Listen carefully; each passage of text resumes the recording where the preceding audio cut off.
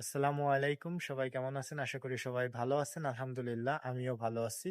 আজকে একটি গুরুত্বপূর্ণ বিষয় নিয়ে আপনাদের সাথে কথা বলবো। সেটা হচ্ছে €১। কি বলবো এটা?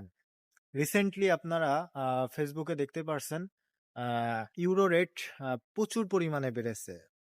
আমার জানা মতে বা আমি সাইপ্রাসে আসার পর সবথেকে বেশি ইউরো রেট দেখেছি হচ্ছে রিসেন্টলি €১ সমান ৳১৪৮।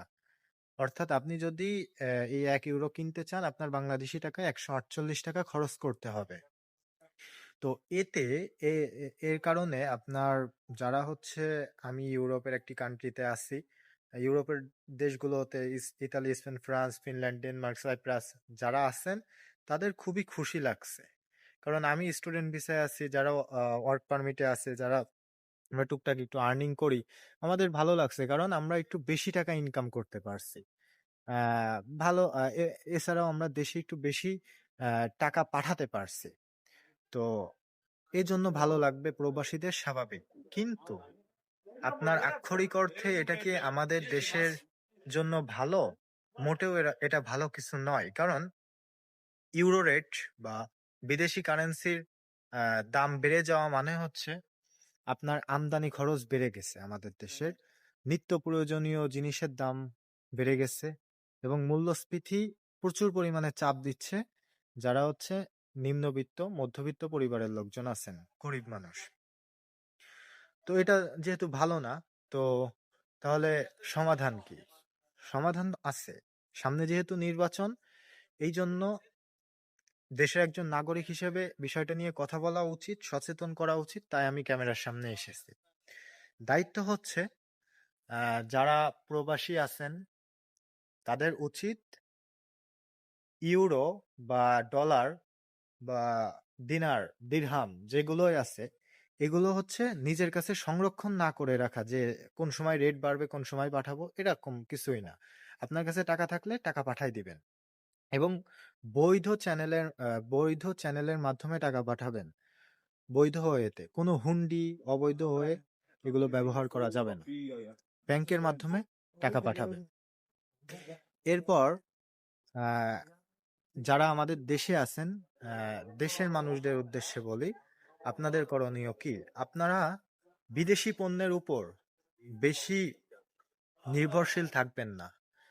বিকল্প হিসেবে দেশীয় বিদেশি পণ্যের অপরিবর্তে দেশীয় পণ্যের উপর বেশি অনুপ্রাণিত হবেন এবং সেগুলো ব্যবহার করবেন।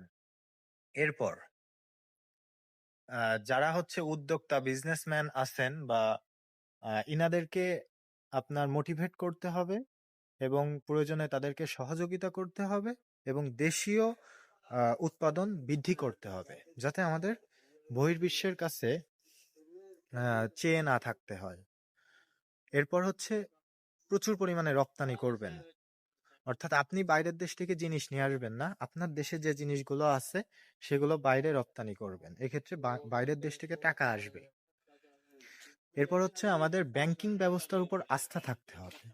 অর্থাৎ আপনার হুতোষে কখনো ব্যাংকে যে টাকা থাকবে সে টাকা তুলে ফেলবেন না, টাকা রেখে দিবেন। এতে আমাদের দেশের অর্থনীতির রিজার্ভ শক্তিশালী হবে।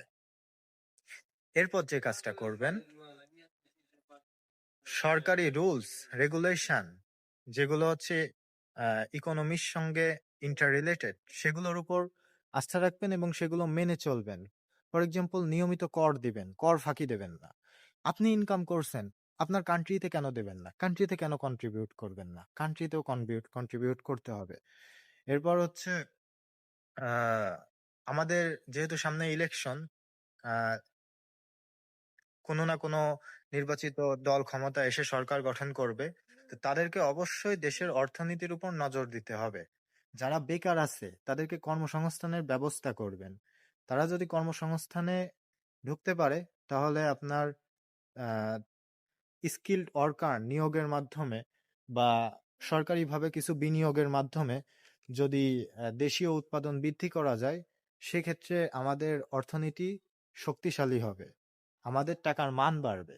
এখন যেমন বাইরের দেশের কারেন্সি আমাদের ক্রয় করতে বেশি টাকা খরচ হচ্ছে, তখন আমাদের এই টাকা বাইরের দেশের ইউরোপিয়ানরা বা হচ্ছে ওয়েস্টার্ন আমেরিকানরা, আরবরা, এরা হচ্ছে বেশি টাকা, তাদের কারেন্সি বেশি খরচ করে আমাদের টাকা কিনবে।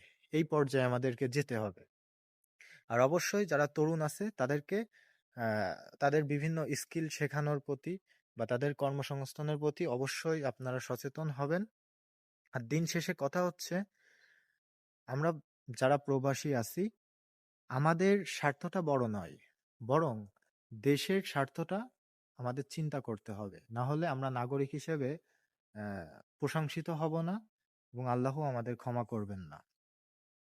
তো তাই সবাইকে বলি যে আপনারা দেশের অর্থনীতি মজবুত করার জন্য যে যেভাবে পারেন অবদান রাখেন, এবং আপনাদের মাথায় যদি কোনো বুদ্ধি থাকে সেগুলোও শেয়ার করতে পারেন কমেন্টে। আর কখনো যারা প্রবাসী আছেন, টাকার মান বেড়ে সেই দেশের কারেন্সি রেট বেড়ে যাবে মানে আপনার খুশি হওয়ার বিষয়, এটা কখনোই করবেন না। এর মানে হচ্ছে আপনি নিজের দেশকে অপমান করছেন। তো এই বিষয়গুলো লক্ষ্য রাখবেন। আর আমার ভিডিওগুলো যদি ভালো লাগে, একটা লাইক করবেন, আপনার বন্ধুদের সঙ্গে শেয়ার করবেন, আমার চ্যানেলে সাবস্ক্রাইব করে রাখবেন এরকম আরো ভিডিও দেখার জন্য। তো খুবই শীঘ্রই আমি নতুন কোনো বিষয় নিয়ে কথা বলবো। ততদিন সবাই ভালো থাকবেন, সুস্থ থাকবেন। আসসালামু আলাইকুম।